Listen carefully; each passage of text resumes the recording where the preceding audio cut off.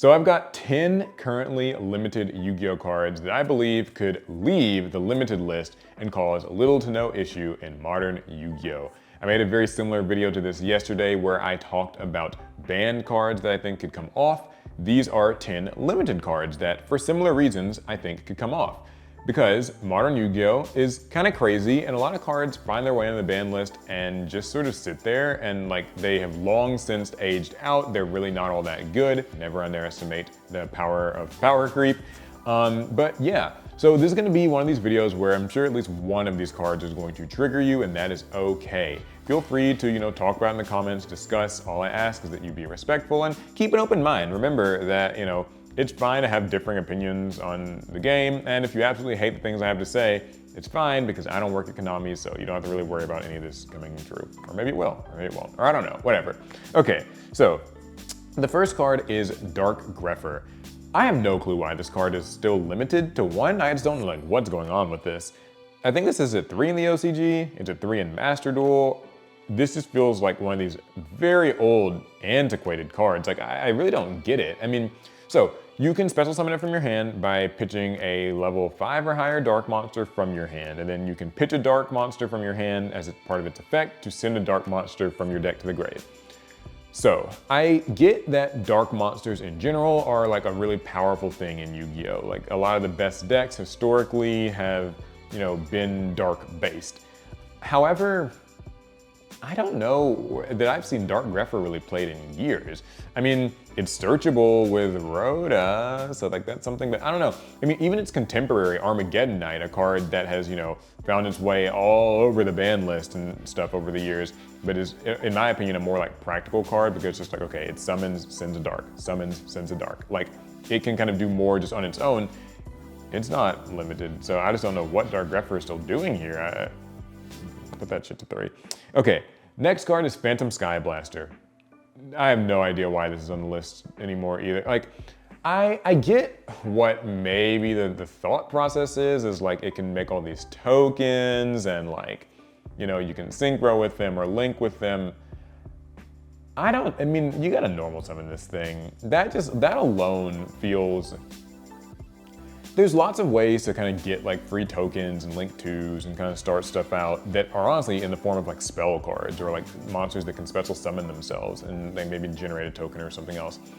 Having to commit to a normal summon, a Phantom freaking Skyblaster, which otherwise is like kind of useless and doesn't really do much, and just like, you'd much rather get like a high value normal summon. I just don't know that this is a card that would be an issue. Like, I'm struggling to find anything to say about this card because like I know why it had to get limited years ago, but like we are not in that era of Yu-Gi-Oh! We haven't been in that era of Yu-Gi-Oh! In many, many years. So yeah, I don't know. I think this card could just come to 3. I think it would see 0 play, 0 whatsoever. Okay, now we're gonna get into some of the spell cards. Actually, I think the rest of this list is spell cards. There aren't any trap cards. So, first card, Change of Heart. This is an easy one. This card went to 1 and people don't play it. I mean, like Triple Tactics Talent is better because it can give you the power of Change of Heart and also doesn't target and also has other good effects.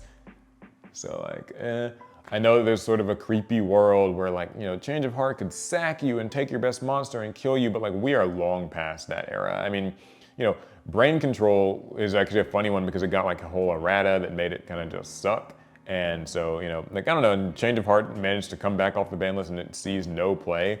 At best, it's like a niche going second kind of side-in type of card, and that's just where that ends. So there isn't a lot more to say about Change of Heart. You can move it to 2, then you can move it to 3.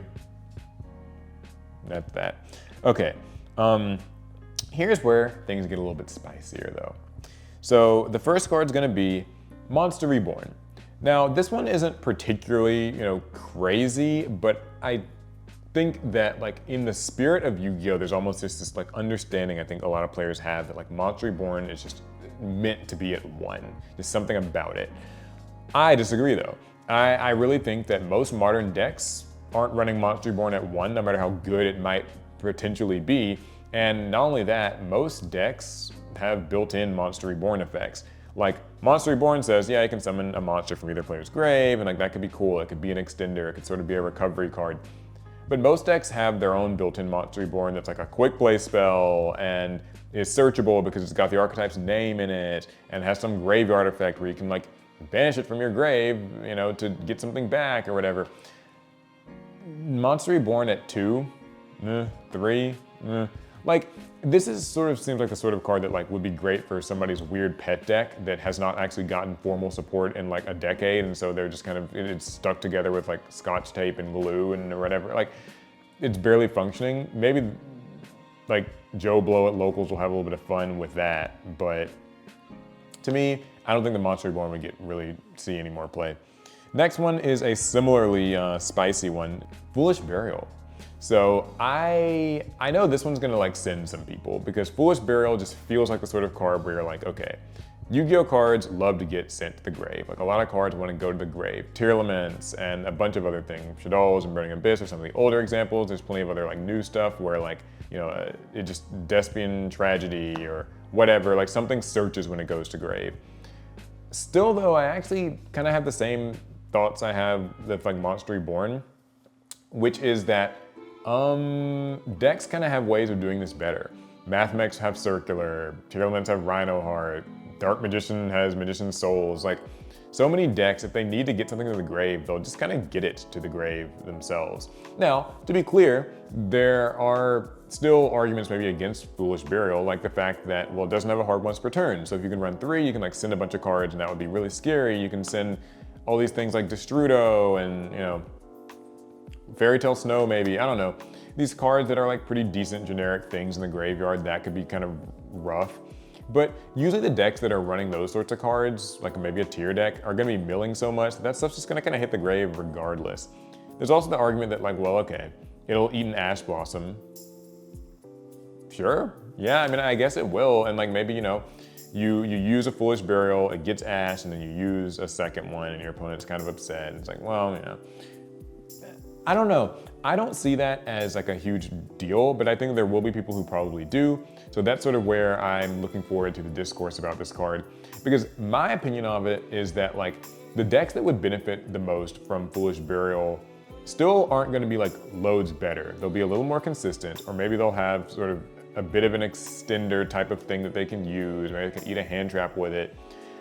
But I guess I ask myself, what deck would go from like, you know, nothing, just complete bad deck to like great, amazing, broken overnight?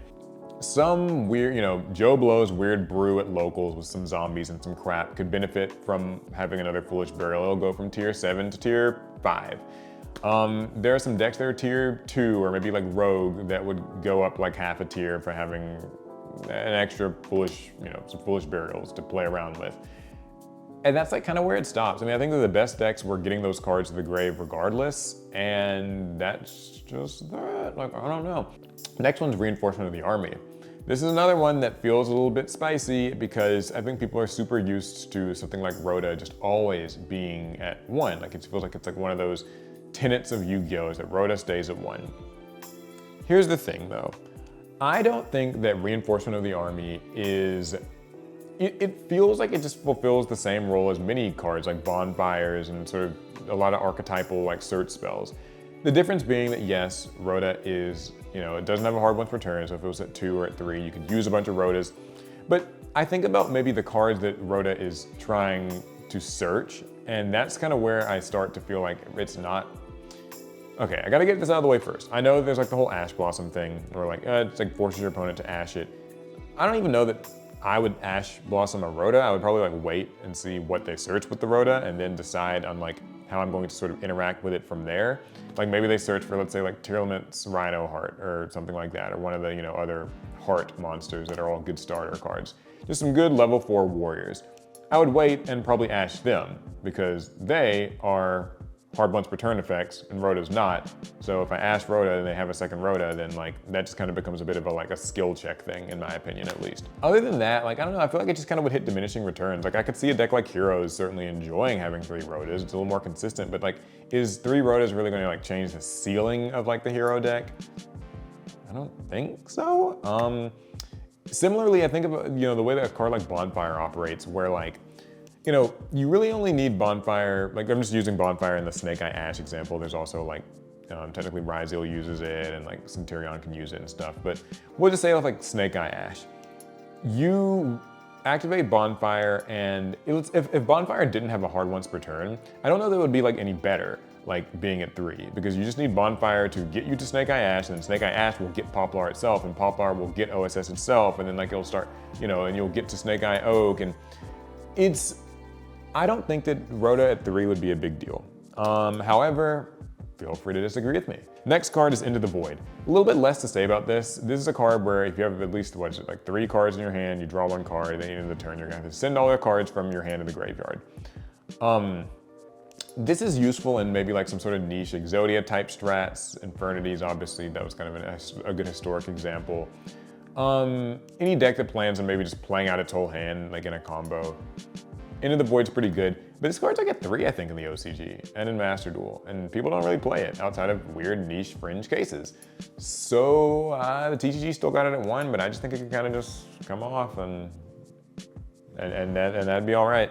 Okay, next one is Magical Midbreaker Field. This is one that I sometimes forget is even on the ban list because it's sort of a weird card. So it's this field spell where basically during both players' main phase, like either player's main phase 1, their monsters can't be like targeted and destroyed by opponent's card effects. And this is obviously pretty good because it means that your opponent can't use things like Effect Failure and Infinite Impermanence on your monsters because like, there's the targeted, protection from targeting. So I remember when this card did get limited, it was because like combo decks were kind of popping off and Konami obviously wanted you to be able to use your imperms and your veilers and that sort of thing to stop the opponent. But this card's at 3 in Master Duel in the OCG and like it just doesn't really see any play. Now, this certainly has shades of a card like Sangan Summoning, right? Or that one, the Gimmick Puppet field spell that kind of stops them from being like affected by monster effects or something.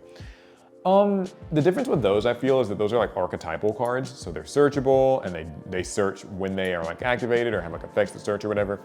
Whereas like Magical Midbreaker Field, I just don't know if people would really play it. Like I think that you would probably maybe like throw it into a more glass cannon-y combo deck that like doesn't have any other field spell that it could be searching, so you get a little bit more insulation from hand traps. But I'm not sure if people would use it. Next card is Monster Gate. And I'm actually going to go ahead and just lump this in with Reasoning because I think these are the same card. Basically, just these like unfocused, searches, like where you just milling cards off the top until you reach something and then maybe you get to summon it or maybe you don't, maybe it's what you want, maybe it's not. Stuff like that just doesn't, these cards are like, I think both at 3 in the OCG and in Master Duel. And like, you don't really see them played outside of kind of weird little fringe strategies. Infernoid's gonna exploit it. I don't know that anybody's like super concerned about Infernoid though. And then you might see it in a few other weird brews, decks that don't have an in-theme sort of like emergency teleport type of card. This can be a very janky substitute for that. And that's where it stops. So anyways, that's it for my limited Yu-Gi-Oh cards that I feel could kind of just start to go to 2 and go to 3 and not really make much difference. I know this is gonna be another one where people are gonna be shouting and screaming in the comments, and I get it, I said some crazy things, but I did warn you up front that you would probably be triggered by at least one of these. Just remember, keep an open mind, think critically about these cards. Would people really play them? What decks would abuse these cards? Would these make a certain low tier deck suddenly spring to high tier territory?